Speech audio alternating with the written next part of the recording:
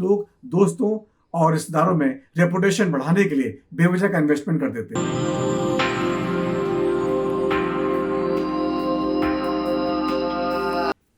नमस्कार दोस्तों, आज कहानी उस कंपनी की जिसने हिंदुस्तान के एजुकेशन मार्केट को पूरी तरह बदल कर रख दिया था।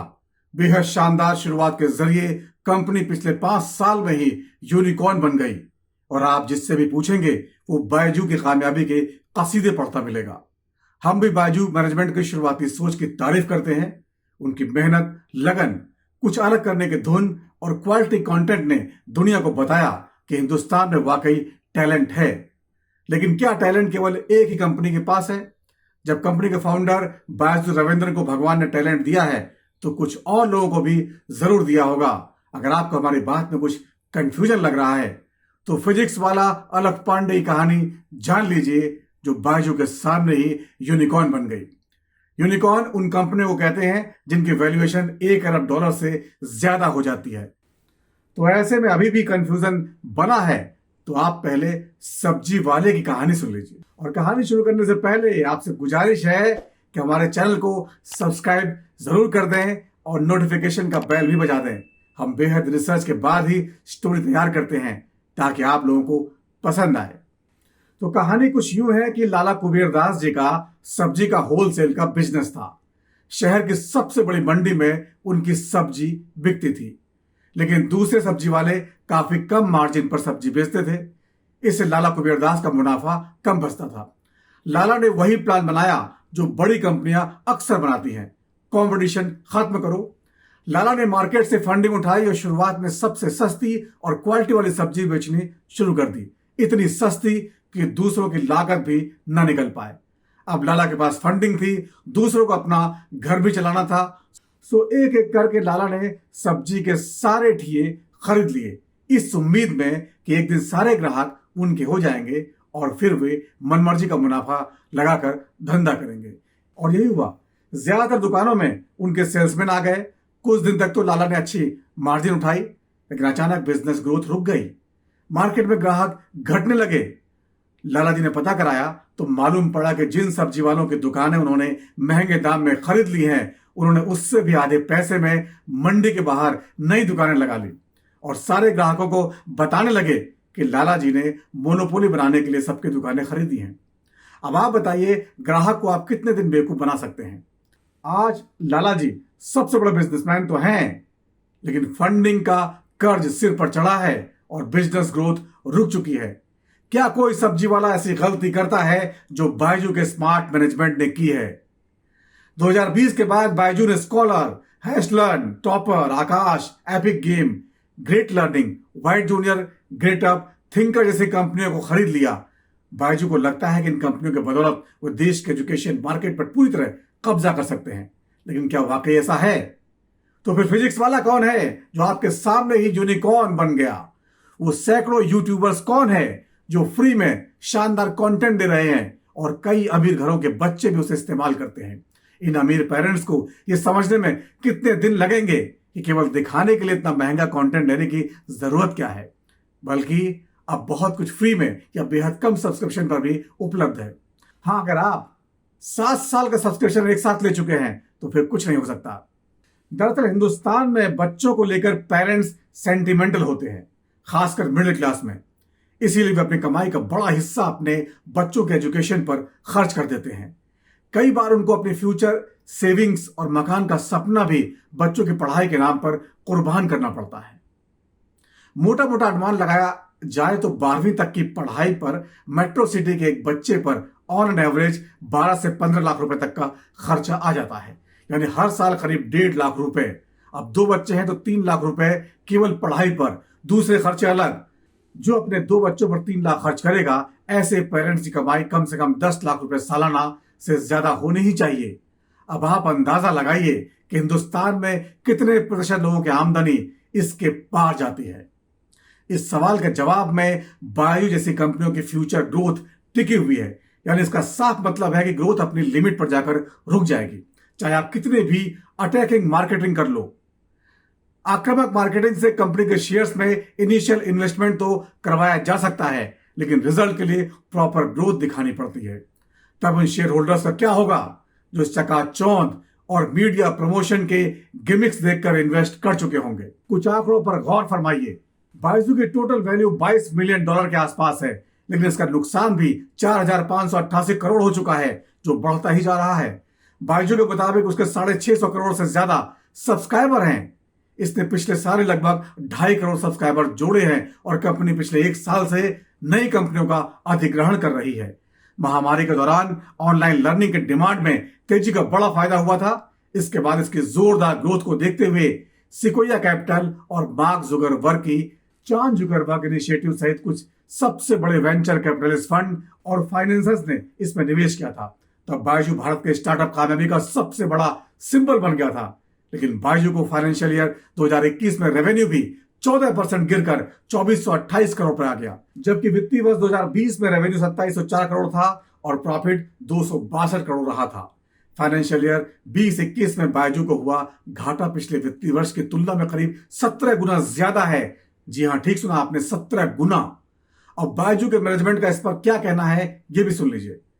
बायजू के मुताबिक अकाउंटिंग प्रैक्टिस में बदलाव के कारण बिजनेस में बढ़ोतरी रेवेन्यू के आंकड़ों में नहीं दिखाई दे रही है।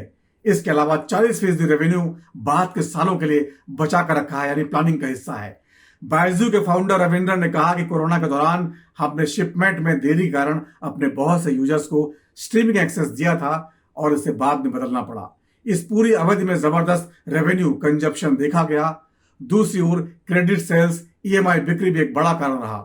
मोटा मोटा ये कह रहे हैं कि हमने घाटा तो नहीं हुआ है, बल्कि आंकड़े दुरुस्त होने बाकी हैं। कहीं ऐसा तो नहीं बायजू अपनी क्रेडिबिलिटी खोने के डर से सच्चाई से भाग रहे हो। फाइनेंशियल रिजल्ट्स में देरी को लेकर कॉर्पोरेट मंत्रालय ने अगस्त के अंतिम सप्ताह में बायजू से जवाब मांगा था। इसके अलावा 21 जुलाई को कांग्रेस सांसद कार्ति चिदंबरम ने गंभीर धोखाधड़ी को लेकर कॉर्पोरेट जांच एजेंसी को पत्र लिखकर एडटेक यूनिकॉर्न के वित्तीय मामलों की जांच करने की मांग की थी। मीडिया रिपोर्ट्स के मुताबिक बायजू ने अधिग्रहण के बाद व्हाइट हैट जूनियर से करीब 500 कर्मचारियों को हटा दिया है। निकाले गए कर्मचारियों ने समूह की कंपनी टॉपर से ही अकेले 1100 कर्मियों को निकालने का दावा किया है। टॉपर में छटनी समूह की कंपनी व्हाइट हैट जूनियर में 300 कर्मचारियों को निकालने के साथ की गई है। इसके अलावा अप्रैल मई में व्हाइट हैट से 250 कर्मचारियों ने इस्तीफा दे दिया था। इस संबंध में बायजू ने कहा था कि अपनी कारोबारी प्राथमिकताओं की फिर से समीक्षा और लॉन्ग टर्म वृद्धि के लक्ष्य में तेजी लाने के लिए हम अपने समूह की कंपनियों में टीमों का तालमेल सही कर रहे हैं। बायजू को जो घाटा हो रहा है उसके कई कारण हैं, जैसे कंपनी अब ऑफलाइन मोड में भी शिफ्ट हो रही है, जिसमें भारी निवेश लग रहा है। स्कूल कॉलेज खुल जाने के बाद वर्चुअल को लेकर पेरेंट्स और बच्चों का रुझान थोड़ा घटा है, जिससे मार्केटिंग पर इन्वेस्ट करने वाली बायजू जैसी कंपनियों को दिक्कत हो रही है। सबसे बड़ा नुकसान है इस बीच दर्जनों ऐसे एजुटेक प्लेटफॉर्म आ चुके हैं जो बेहद कम सब्सक्रिप्शन या फिर यूट्यूब पर फ्री वीडियो कंटेंट डाल रहे हैं।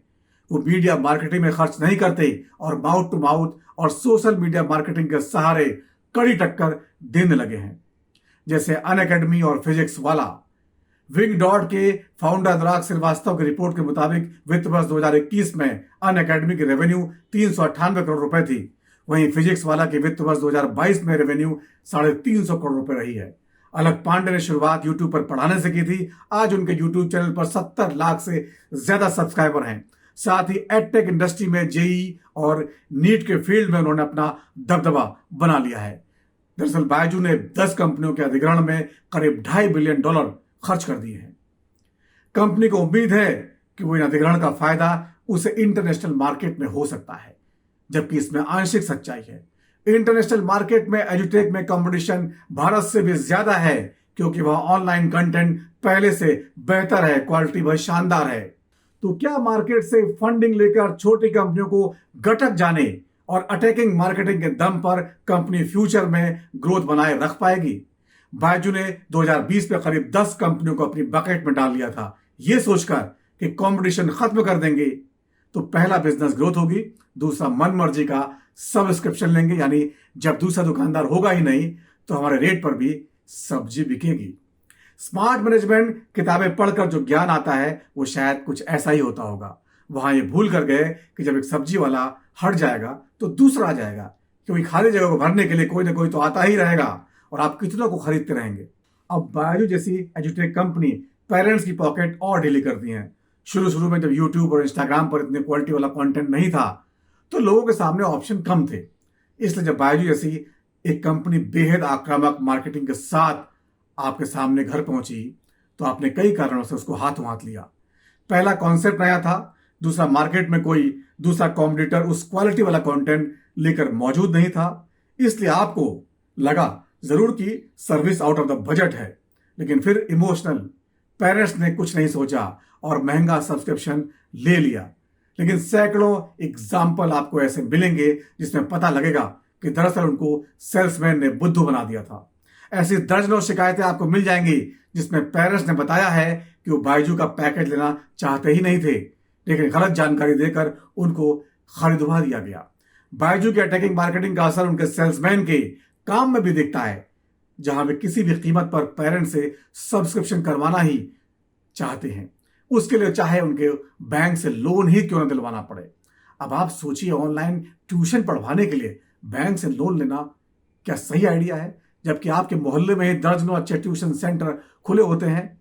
कई बार कुछ लोग दोस्तों और रिश्तेदारों में रेपुटेशन बढ़ाने के लिए बेवजह का इन्वेस्टमेंट कर देते हैं और फिर सबको बताते फिरते हैं कि बहुत अच्छा है, आपको भी ले लेना चाहिए। लेकिन जब वह रिश्तेदार बताते हैं कि यूट्यूब में भी अब फ्री में ढेरों अच्छा कंटेंट मौजूद है जिसे आपने लाखों रुपए देकर अगले 10 साल के लिए अभी से खरीद लिया है, तो फिर उनसे कुछ बोलते नहीं बनता। अगर आप भी ऐसे लोगों में हैं तो अपने अनुभव साझा करें। नाम नहीं बता सकते तो किसी और के नाम से अपनी कहानी बताएं ताकि बाकी लोगों को सच्चाई का पता लग सके। दरअसल जल्दी कामयाबी के चक्कर में कंपटीशन खत्म करना हमेशा फायदेमंद नहीं होता। यह आपने सब्जी वाला एग्जाम्पल से समझ लिया होगा। आपने देखा होगा कि बड़े मार्केट में एक ही सर्विस या सामान की कई दुकानें एक साथ होती हैं, जैसे electronic market, auto market, car market, और वे सभी एक साथ ग्रो करते हैं क्योंकि ग्राहक ज्यादा आते हैं। लेकिन अगर कोई एक ये सोच ले कि मैं अंबानी जैसे किसी बड़े फंडर को अपना पार्टनर बना लूं और अपने आसपास के बिजनेसमैन को कंपटीशन में हराकर खत्म कर दूं, तो फिर मैं अकेले ही सारे बिजनेस का मालिक बन सकता हूं। मान लीजिए ऐसा हो भी जाए, लेकिन उनसे कंपटीशन कैसे करेंगे जो आपके मॉडल को फॉलो ही नहीं करते। बायजू ने शाहरुख खान जैसे ब्रांड एम्बेसडर, क्रिकेट सीरीज के स्पॉन्सरशिप में ढेरों पैसे खर्च करके अटैकिंग मार्केटिंग की। इसी दौरान कुछ फ्यूचर कॉम्पिटिटर बिना किसी पेड मार्केटिंग के यूट्यूब पर फ्री वाली लोकप्रियता पाने में जुटे रहे। अच्छा काम ही पहचान है वाला प्रिंसिपल लेकर और बिना कर्ज में डूबे उन्होंने बायजू के सामने बड़ा कंपटीशन खड़ा कर दिया। बायजू ने उन कंपनियों को तो खरीद लिया जो कर्ज में डूबी हुई थी, लेकिन जिसने कर्ज लिया ही नहीं उसे कैसे खरीद पाओगे। यहां कामयाबी का दूसरा मंत्र छिपा है, यानी कम इन्वेस्टमेंट में सर्वाइवल करते हुए धीमी ग्रोथ भी आपको लंबी रेस का घोड़ा बना सकती है, बशर्ते आपके काम में क्वालिटी हो। बायजू को जो घाटा हो रहा है उसके कई और भी कारण हैं, जैसे कंपनी अब ऑफलाइन बोर्ड में भी शिफ्ट हो रही है जिसमें भारी इन्वेस्टमेंट लग रहा है। स्कूल कॉलेज खुल जाने के बाद वर्चुअल को लेकर पेरेंट्स और बच्चों का रुझान थोड़ा घटा है, जिससे मार्केटिंग पर इन्वेस्ट करने वाली बायजू जैसी कंपनियों को दिक्कत हो रही है। इसके बाद सबसे ज्यादा दिक्कत वो 10 कंपनियों का अधिग्रहण किया जिसमें करीब $2.5 बिलियन खर्च कर दिए। इनमें अमेरिका की epic, kids coding platform tanker, professional education firm great learning and exam preparation platform topper जैसी कंपनियों को खरीदने के लिए $2.5 अरब खर्च किए गए। कंपनी को उम्मीद है कि वो इन अधिग्रहण का फायदा उसे इंटरनेशनल मार्केट में होगा, जबकि इसमें आंशिक सच्चाई है क्योंकि वहां ऑनलाइन कंटेंट पहले से बेहतर है। यहां पर एक सवाल उठता है कि अब बायजू इतने तगड़े कंपटीशन के दौर में इस घाटे से उबर पाएगी, या फिर जैसे उसने अपने छोटे खिलाड़ियों को निगल लिया उसे भी कोई बड़ी कंपनी घटक जाएगी।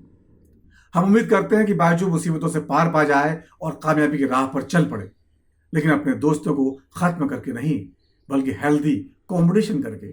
आपकी इस पर क्या राय है, कमेंट बॉक्स के जरिए जरूर सामने रखें। इस शो को देखने और चैनल को सब्सक्राइब करने के लिए आपका बहुत बहुत शुक्रिया।